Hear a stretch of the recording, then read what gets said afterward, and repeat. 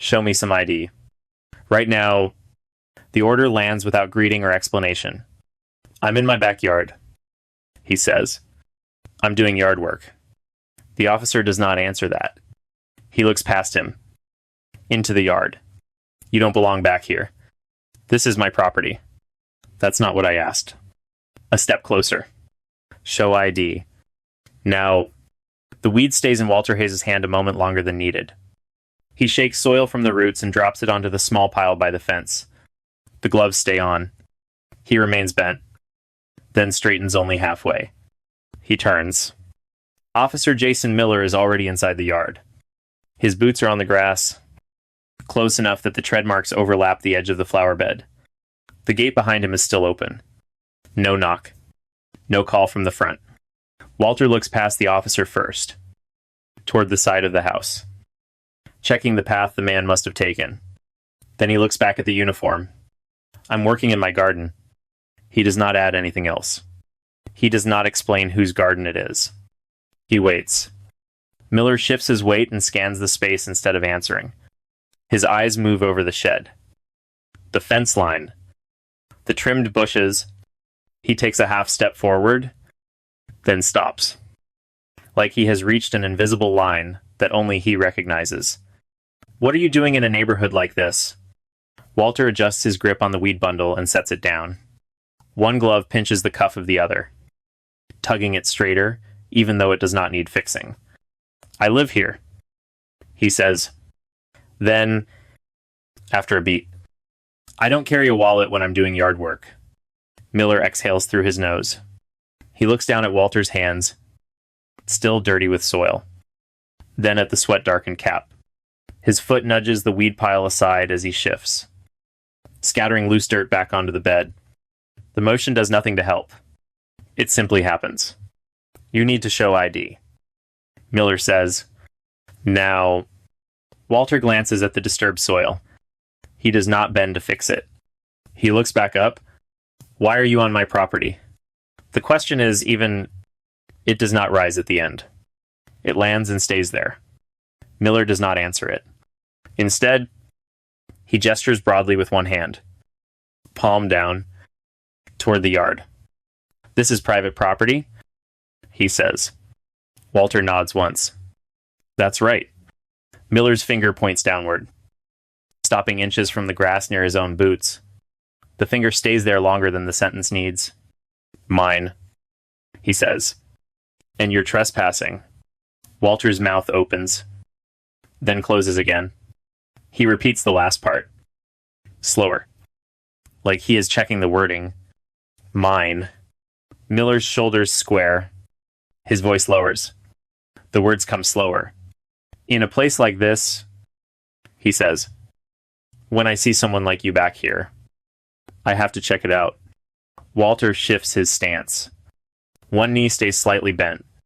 He brings his hands together at his waist, fingers interlaced, still gloved. He does not step back. He does not step forward. What crime are you investigating? He asks. Miller's jaw tightens. He glances briefly toward the house, then back to Walter. Don't make this harder than it needs to be, he says. If you live here, the paperwork shouldn't be hard to find. He nods toward the back door. Just once, as if indicating a storage area rather than an entrance someone belongs to. Walter follows the nod with his eyes. When he looks back, his expression has not changed. I'm not detained, he says. It comes out as a statement, not a question. Then, as if reconsidering the phrasing, he adds, Am I... Miller ignores the second sentence. He steps closer instead. The distance closes enough that Walter can see the small scuffs on the officer's belt buckle. Stand still, Miller says. Walter begins to shift his feet, aligning them without lifting them fully from the ground. Before the movement finishes, Miller continues. Hands where I can see them. Are you going to cooperate or not? Walter pauses mid-adjustment, then lets his weight settle where it is. His hands separate and hang at his sides. I am standing still, he says. Miller's voice sharpens. You have 30 seconds, he says. Show me ID, or you're going in cuffs for trespassing and obstruction. Walter does not look at the officer's face this time. He looks at the body camera mounted on the center of the vest. The small indicator light is on. He looks at it long enough to register the fact, then looks away. I'm in my own backyard, he says, and I'm not showing identification until you tell me what authority you have to be here. Neither of them speaks. Miller stays where he is. Walter does not move. Miller's hand hovers near his belt. He glances again toward the house, then back to Walter, as if waiting for the yard itself to contradict him. From an upstairs window across the fence line, a curtain shifts slightly. No one steps out yet. Miller moves first. He reaches for Walter's arm, fingers closing around the sleeve just above the elbow. The grip is firm and sudden, practiced.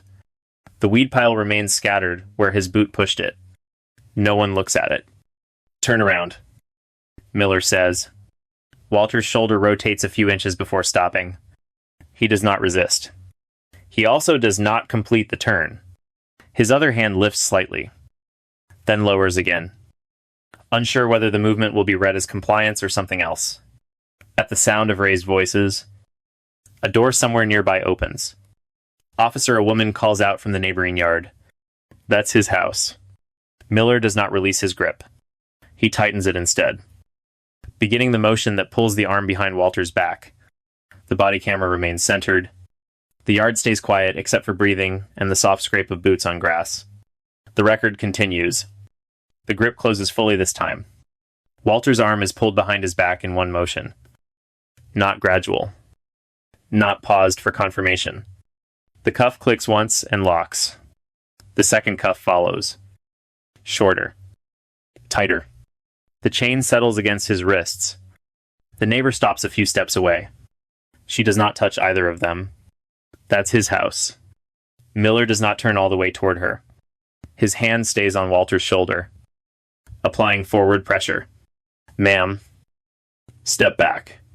She stays where she is. He lives here. He's lived here for years. Miller shifts his stance and guides Walter toward the gate. The motion is practiced and continuous. Not hurried. Not careful. Walk. Walter moves. His steps are slow but steady. The cuffs pull his shoulders inward. He does not stumble. He does not look back. At the patrol car, the rear door opens. Walter is angled toward the seat and guided inside. The door closes with a solid sound that cuts off the yard and the neighbor's voice at the same time. Inside the car, Walter sits upright. He adjusts once to settle the cuffs, then keeps still. The partition blocks the front seats. The radio crackles briefly and goes quiet. Miller circles to the front. He pauses, looks down at the body camera, presses the button once. Then again, the indicator light remains on. He gets in and drives. At the station, the sequence continues without commentary. Door, corridor, bench. Walter is told to sit. He does. The bench is cold. His wrists remain cuffed. Time passes in segments marked by footsteps and doors opening and closing somewhere out of view. Miller returns with a clipboard and stands in front of him. Name. Walter gives it. Date of birth. Walter answers. Address. Walter repeats the same address he gave earlier, without changing the wording. Miller writes. He pauses and looks back up. This isn't matching. Walter does not lean forward to see the page. Run it again. The pen stops. Miller looks at him. Don't tell me how to do my job. The clipboard lowers slightly, then comes back up. Writing resumes. Another officer appears at the edge of the holding area and speaks to Miller in a low voice. Miller listens without interrupting. His posture changes just enough to be noticeable. The other officer glances once toward Walter and looks away. Miller returns and unlocks the cuffs. The metal opens and falls away. Walter rubs his wrists once and rests his hands on his thighs. The red marks are already visible. He does not look at them. Sit tight. Walter stays seated. How long? Miller does not answer. He turns and walks out of view. The holding area remains quiet. The lights stay the same. No one offers an explanation or a timeline. After 4 hours, Walter is told he can leave. The paperwork lists 2 charges: trespassing and obstruction. No apology accompanies it. No clarification follows. Outside, the air feels cooler than the room he just left. Walter's phone is returned. He checks the time and puts it away. That night, he sits at the kitchen table and opens a notebook. He writes the date, the time, and the location. He lists the sequence in order, stopping once to correct a detail before continuing. The next morning, he files a complaint. Names are included. A request for footage is attached. No commentary is added. The record is no longer only on the camera. A case number is assigned. The first notice arrives. It comes through the same reporting channel Walter used to file the complaint. A short acknowledgement. A case number. No timeline. No contact name beyond a unit mailbox. He opens the message once, saves the PDF attachment labeled Case Acknowledgement, and closes it. The file is placed in a folder with the notes from the night before. The file names line up. Within days, the request for footage is logged. The body camera video is preserved. No one tells him who authorized it. The confirmation arrives as another automated message. He saves that too. Weeks pass. Then the second notice arrives. Internal review opened. The officer was placed on administrative leave pending investigation. No explanation of scope. No projected end date. Walter prints the notice, folds it once, and places it in the same folder as the others. The call from a former colleague comes later that afternoon. They're going to want to see everything. Walter answers that everything is already written down. Good. Don't add anything now. The internal investigation moves faster once the footage is reviewed. The language used during the encounter is transcribed. The entry onto private property is logged against policy. The use of restraints is reviewed frame by frame. The termination notice is issued 2 weeks later. Officer Jason Miller's employment has ended for violations of department policy. Walter receives the notice as a forwarded attachment. He does not print this one. He saves it and leaves it unread after the first page. The criminal case follows. The district attorney files charges for trespass, assault, and deprivation of civil rights under color of law. The filing date is stamped. The docket number is assigned. Walter attends the arraignment and sits in the gallery. He does not speak. At trial, the footage is played without commentary. The audio is not enhanced. The jury watches the same sequence the camera recorded. The entry into the yard. The commands. The restraints. The booking. The release. The defense does not dispute that the property belonged to Walter. The verdict comes back guilty on all counts. The sentence is read from the bench. 18 months. The facility is named. Intake is scheduled. Custody transfer is logged. The gavel comes down once. Walter writes the date in his notebook when he gets home. The civil case proceeds separately. Walter declines early settlement offers. The amounts are written down and crossed out. He does not counter. The case moves to trial. On the stand, he is asked about the day in the yard. He answers only what is asked. When shown the footage again, he watches without looking away. When asked how long he had been held, he gave the number. When asked what charges were listed on the paperwork, he read them directly. The neighbor testifies next. She describes what she saw from her window and what she said when she stepped outside. That's his house. The jury deliberates for less than an afternoon. The verdict form is read aloud. Liability is assigned to the individual officer. Damages are set at $800,000. The judgment specifies that payment is the responsibility of Jason Miller personally, not the department. The clerk stamps the paperwork. The judgment follows Miller beyond the courtroom. Wages are subject to garnishment. Accounts can be attached. The debt does not expire with the sentence. The judgment does not stay in the courtroom. It follows Jason Miller to his next employer, to his bank, to every future paycheck. There is no department buffer and no expiration date. Walter returns home. The garden looks the same as it did before the incident. The disturbed soil has long since been smoothed out. He puts on the same gloves and works the same beds. The tools are placed back against the wall when he finishes. A community group invites him to speak a month later. He declines the podium and stays seated. Know when to document. Know when to stop talking. He does not stay for questions. The department announces updated training protocols. The memo circulates. Walter does not comment on it.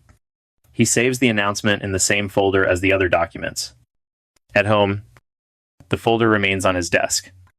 Inside are the acknowledgement, the footage request, the termination notice, the criminal judgment, and the civil verdict. The timestamps progress in order. Nothing is missing. The record exists. It is stored. It can be retrieved. The gloves go back on the hook. The yard stays quiet. For those watching power abuse stories, this matters when discretion is still being exercised, when questions are being repeated without answers, and when time is being stretched without explanation. It does not matter when safety requires withdrawal. The gloves go back on the hook. The yard stays quiet.